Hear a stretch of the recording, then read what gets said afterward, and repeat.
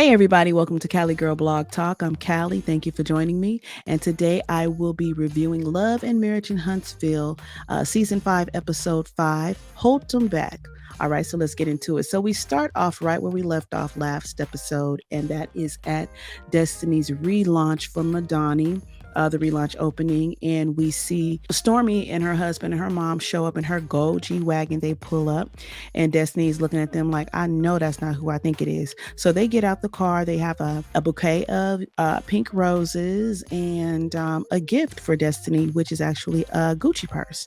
So they get out the car and everything, and Destiny talks to her store manager, aka security, and she's like, I need you to tell her that she cannot come in here, and if you don't tell her, I will, and it's not going to be nice. So the store manager, she heads out. She's like, thank you for coming, but Destiny said you guys cannot come in.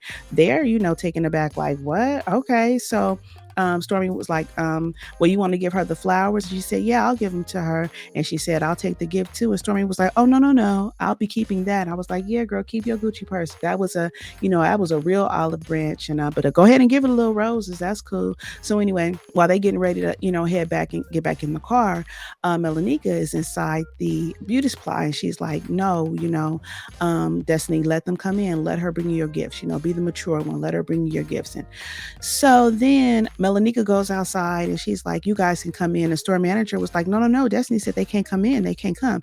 And so then Melanika was like, no, but she changed her mind. So store manager was like, oh, okay. So they come on in. Destiny is stone faced, child. Like, you guys are not in here because I want you here. You in here because of Melanika. Like, she's fanning with the church fan. And Stormy was like, I wanted to come and support you. You are another Black business, in this industry, the beauty supply industry. And we all know that there's not a lot of Black owned beauty supplies. If you live in the United States, you already know. You go to a neighborhood, a lot of them are not Black owned.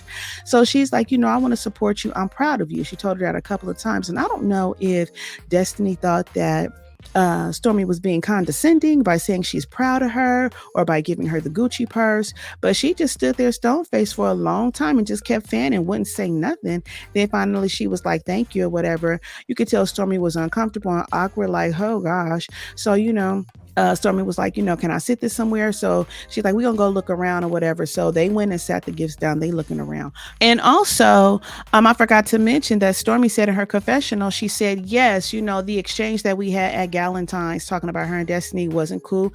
And so she wanted to have a sit down with Destiny or whatever, to kind of hash things out, and close that chapter. But I guess Destiny wasn't up for it, or she didn't make time for it because Stormy said it never happened. I reached out, but, it never happened. So this is the time where she's taking to try to extend that olive branch and say, hey, we really ain't had no beef, and so let's shut it down. But obviously, Destiny's like, if it's up and it's stuck, what I'm saying? So Kimmy off to the side was like, yeah, I saw Stormy come in here with the gifts. Did Destiny receive it? She's talking to Tisha, and Tisha was like, I don't know. Like, she was real stone faced. And Kimmy is like, for real? Why? So then Destiny walks over and was like, what? Kimmy was like, what's wrong with you? What's wrong? And she was like, nothing. I'm on 10. Like, in other words, like, I'm excited, but her whole body language is saying otherwise, and everybody is picking up on it. Kimmy is like, no, but your energy just completely changed when Stormy got here. Like, I know you're not gonna let this situation with you and Stormy, cause you to feel some type of way at your own event. Like, she came here extending gifts, whatever, and you're not open to it. What's the problem? Whatever. Destiny keeps being passive aggressive, sarcastic, saying nothing is wrong, when clearly something is wrong. So they're running out of energy. Okay. Both her and Tisha are trying to kind of get her to, be in the moment, don't be here at your relaunch, but you're focused on some fake beef. You know what I'm saying? The girl is trying to be nice. Maybe she is, maybe she not. Maybe she's trying to be shady. I don't know. But don't go into all that here where you let it change your whole disposition and your energy or whatever. Anyway, so they're, like I said, they're exhausted. They're like, what's wrong? They're not getting straight answers. In her confessional, Kimmy was like, you know what? Talking to Destiny and trying to get answers is a job. I'm like, yeah, it does feel draining just watching. So I can't even imagine actually in the situation where I'm trying to get some information from, where you're trying to get some information from her. It's like Destiny wants to have mad day every day. And if that's not true, honey, the editing is not doing you any favors. Okay. So we see Mel, she pulls up, in her G Wagon. It's white, and she pulls up with her mom, Miss Van. They get out, they walk in, and Mel is like, "Hi, Destiny." Destiny don't say anything. And then soon after that, Miss Van said, "Congratulations, Destiny." And Destiny said, "Thank you." Now, for whatever reason, Destiny keeps insisting that Mel walked in and didn't speak to her. So, she's indignant. She's pissed off. She's like, how dare you walk into my business, my establishment, and not speak? She's not saying this to Melody. She's saying this in her confessional, and she goes into another room and closes the door. She got an attitude. And they wrote the tape 3 times showing that Mel did speak. So I don't know if Destiny was so caught up in her feelings by seeing Mel that she went deaf and couldn't even hear the fact that Mel did speak to her. I don't know, because obviously Destiny was seeing red, so she couldn't hear nothing. Mel picks up on the vibe. She picks up on the energy. So she's like, "Okay, mom, let's walk around. Let's walk around. And so they see who they see first? Oh, they see Stormy first. So Mel is talking to Stormy. Stormy is giving her the update on what happened. Like, "Girl, we got here, girl." And the store manager, aka security, ran out and said, "We cannot come inside, that we are not allowed here." Stormy is like, telling Mel, she was like, "We pulled up, the lady came outside, and she was like, 'Wow, so is this what we doing?' I got her a little Gucci purse, spent $2,000 on the Gucci purse." She didn't say that part, that came out later. But she was like, "I wanted her to be Gucci. I wanted her to be good. And it wasn't received well. Mel is like, "You know what, girl, you got to let people operate in whatever energy they want to be in, and you do you. You don't change your energy. If they want to be functified, let them be functified." You know what I mean? Stormy was like, "I'm genuinely here trying to support her, and I don't know nobody that's just gonna drop $2,000 on a Gucci purse and, show up with flowers and everything with somebody that they don't want to genuinely support and genuinely be good with." I was like, "Well, yeah, that could be true. That could be true, girl." And here come Mel with the philanthropic advice saying, "But that's okay, girl, because when you do good, honey, God sees it, okay?" And he does. And he did. On the other side of the shop, Destiny is with Melanika, store manager, and some of her friends. And so Melanika is like, "Why don't you go and engage, have a conversation?" And Destiny was like, "I'm not going to have a conversation with the ops. I'm not going to engage with people that don't with me." And I was like, "Okay, girl. Okay. Okay." Then out of nowhere, the same store manager that told Stormy that you are not allowed here, she comes over to Mel and Stormy. "Hi, is there anything I can help you with? Did you see anything you like? Do you have any questions?" Do they look like they were inquiring? Did they look lost, confused? Did they look like they had a question? Why are you, security, walking over just to them talking about, "Is there anything I can help you with?" As though the store is not filled with people. They ain't even looking at the shelves. They standing in one spot, they talking. But see, you messy. You messy. And I don't know if you got sent over like the guard dog that you walked out of the store initially as, but why are you back over here? Why are you here? If they had a question, don't you think they would ask? I'm just saying. Anyway, Mel was like, Mel. "Oh no. Oh no, everything is fine. Thank you. Uh-huh. Uh-huh. Yeah, okay. Thank you. Thank you. If we have any questions, we'll let you know. Thank you." So then the store manager walks off, and Mel was like, "Is that who told you can't come in?" And Stormy was like, "Yeah." And so then she was like, but Mel was like, "But she was doing the work of somebody else, and I'm assuming she was doing it again. I mean, because why you over here again, girl, checking on us? You know it ain't cool. Stay over there with them. Stay over there. Stay on that side to the left over there." Meanwhile, Miss Van is having a conversation with Martell. She's trying to be cordial. And I think it's good, for them and the kids and everything. Everybody trying to move forward or whatever. And Martell lets her know that Mel invited him on the trip to Florida, with the kids. And Miss Van is like, "Oh, well, she didn't let me know, but that's good. I think that's good. That's important. I will support Mel, in whatever decision that she feels is okay. In whatever decision she wants to make, as far as her family goes, as far as moving forward. So if she feels she's ready for that, then so be it. So they have a little bit of cordial conversation. Mel comes over and they just talking about how the kids are excited and everything about the trip. So Mel is like, Mama, you ready? After they had a little awkward chit chat, you can see it all through the camera, child. There's three of them standing there looking all like, yeah, it's going to take some getting used to. They'll get better. They'll get better with it. So anyway, Mel was like, Mama, you ready? And she was like, yeah. So Martell was like, I'll walk y'all out. So they walk out, girl. And as they're walking out, the store manager is behind the counter. Destiny is standing on the other side of the counter. Store manager, aka security, says, "Thanks, ladies. Come back," with a smile. I guess I don't know what this lady is trying to do. I don't know. I'm gonna give her the benefit of the doubt and just say, you know what? She got caught up and mixed up in something that she really wasn't aware of. She was doing her job. She was doing what she was told, and she didn't like it.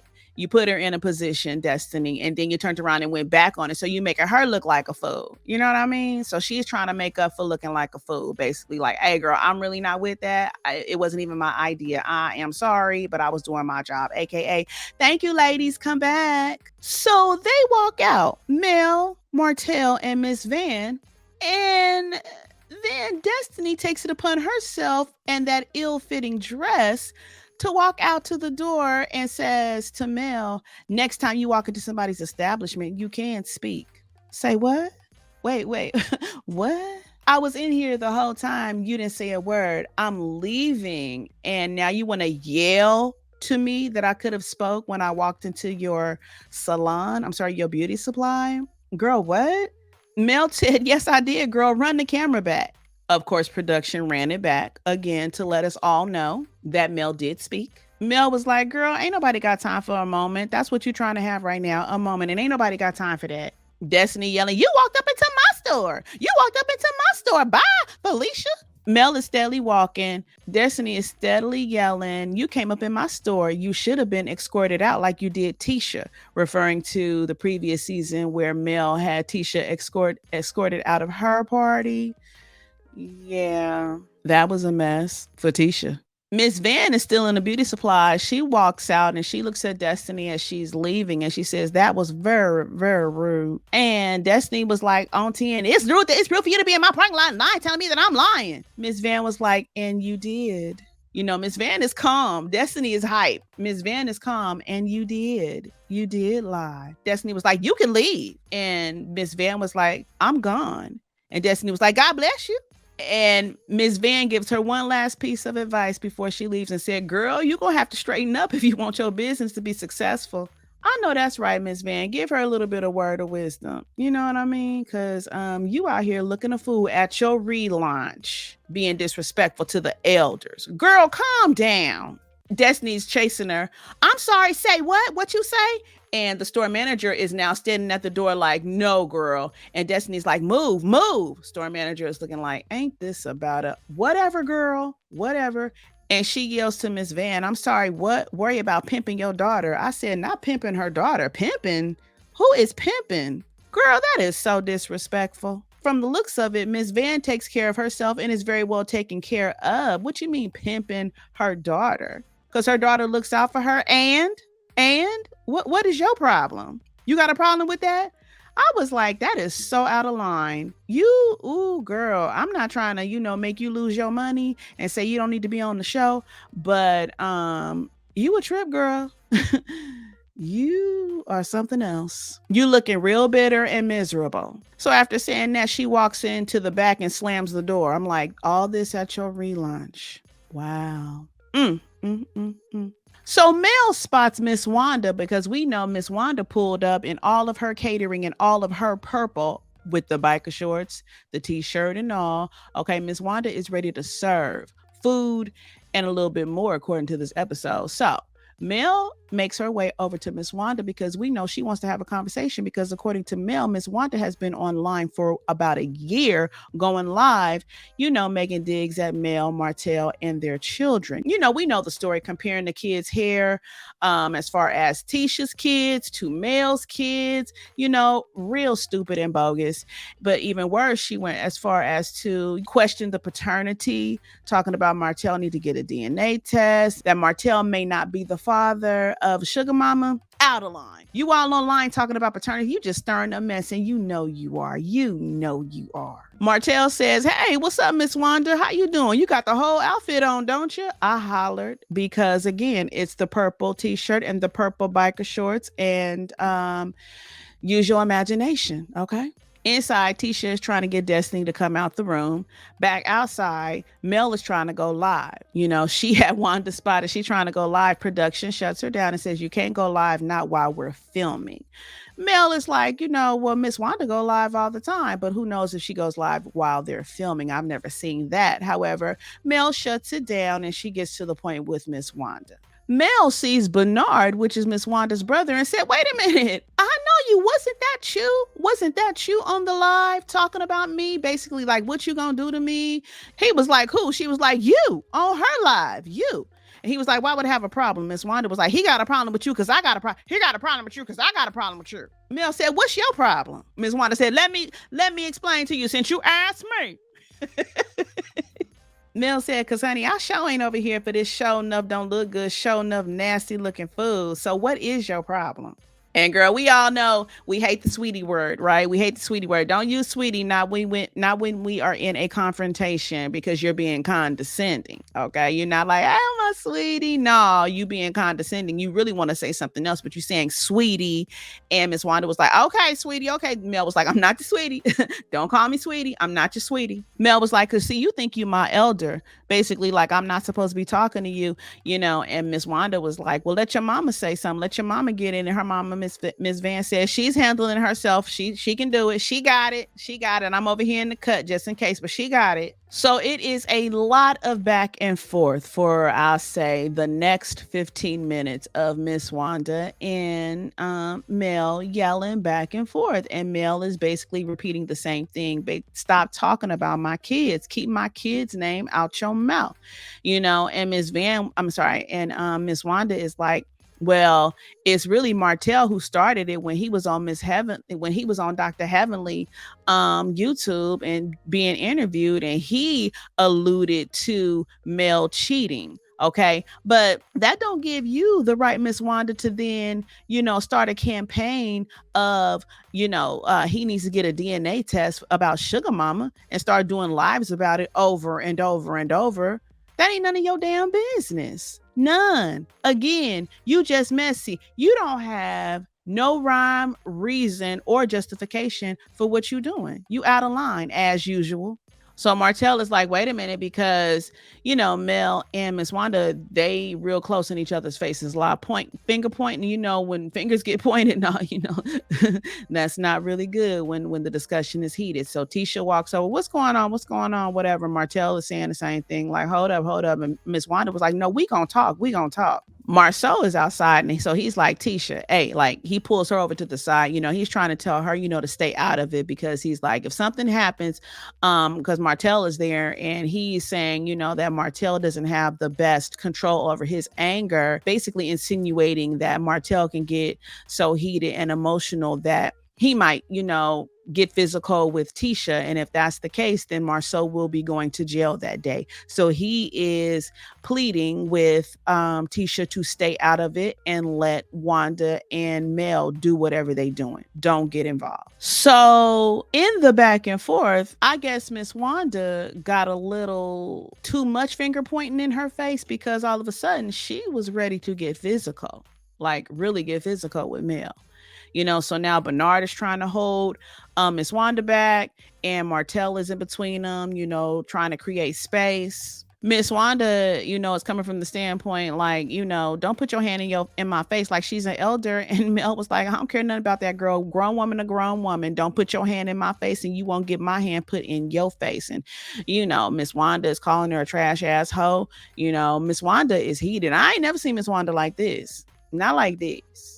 Mel is like, "You trash," from the other side of the tracks. I was like, not the other side of the tracks. They pulling stuff from seasons ago. Miss Wanda was like I said, "Find your baby daddy." So she is really pushing this narrative, and we all know it's fake. She sound a fool. So they managed to get Miss Wanda into the beauty supply. And Mel gets in the G-Wagon, but she ain't leaving. She's just in the car.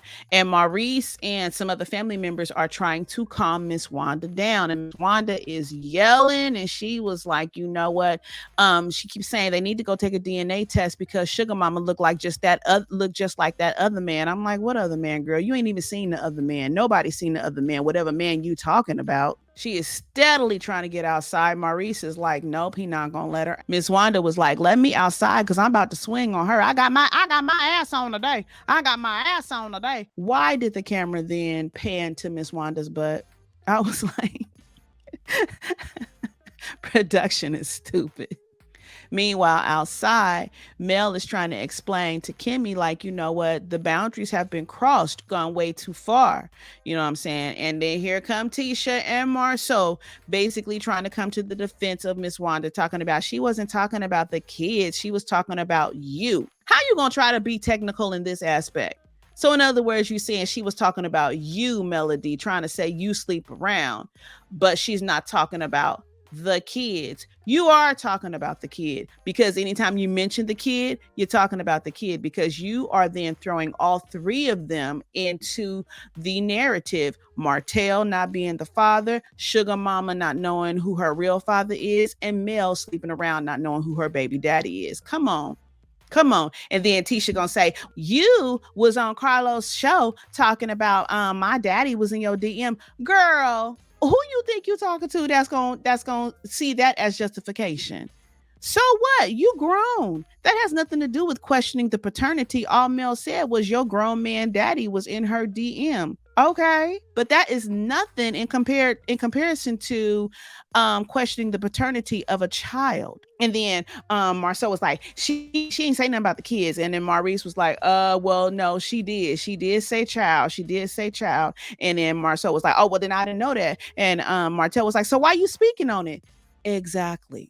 Again, you're so quick to try to come to the defense. The same woman that you don't really like because according to you, she be slandering your name and slandering your relationship and what you be doing and your whereabouts and your comings and goings. You know what I mean? But when it's about Mel, now you're trying to, well, she not talking about the kids. Really? For real? But had it been one of your kids, had she been out there saying that one of your kids is not yours and therefore Tisha needs to question the paternity, you'd be like, she's attacking my family. My kids are going to hear about this? Come on, Marceau. Destiny feels some type of way. Okay, she's like, y'all just made a whole mockery of my event. Well, you kind of made a mockery of your event as well because you walking in and out of the back room, slamming doors, you got attitudes, you stone face, you walking around like this is not even your event. Okay, so you kind of made a mockery of it as well. Somehow, Miss Wanda gets outside. They were supposed to take her through the back, but she gets outside and makes her way right back to the front of the beauty supply where Mel, Tisha, the whole gang is out there. Okay, and she's back at Melody. Melody has had it. She's yelling at the tip top of her lungs, clapping, you know, you know, one of those, right? And she was like, how you gonna be doing lives every week for a year, talking about me, talking about my children, dogging me, but now today, when I say something to you about it, you got a problem. Now, some people may feel like Mel could have done, you know, something different, gone a different route, basically, you know, requested a sit down with Miss Wanda. But she didn't have to do that. She really didn't because Miss Wanda's out of pocket. There's not probably a lot of places where Mel and Miss Wanda are going to run into each other. They don't share the same spaces besides on this show. So therefore, Mel took the opportunity to confront her on the show since we're all going to be at the same place and say, what's up? Tisha is looking at her mama like, you really trying to fight somebody for real? Wanda was like, I will drag her ass. She doing the hand clap thing too. I will drag her. So Maurice, Martell, and Marceau are talking, or they're talking with, you know, an accelerated volume, okay? Not yelling at each other, but everybody is a little bit hyped. And so Marceau keeps insisting that, you know, Miss Wanda wasn't talking about the kids. Again, Maurice was like, she did mention the child. And so Martell was like, again, Marceau, why are you talking? If you didn't even hear her, and you're going to admit, well, you didn't hear that, then why you got so much mouth about the situation? talking about what did happen and what didn't happen. You don't even know. Martell is then hurt enough, so he's trying to exit stage right. He's like, okay, I'm good. I'm finna go. Marceau is steadily yelling behind Martell, and Martell turns around like, hey, bruh. And then Marceau was like, I'm gonna say whatever I want to say, So Marceau is turned up for real. I really can't figure out why is he so turned up. Like, this ain't even about him. What's the problem? And because he's walking up on Martell behind him, Martell, kind of puts his hand, well, not kind of, he puts his hand on Marceau's chest, like, hey, bro, like, back up, what is you doing?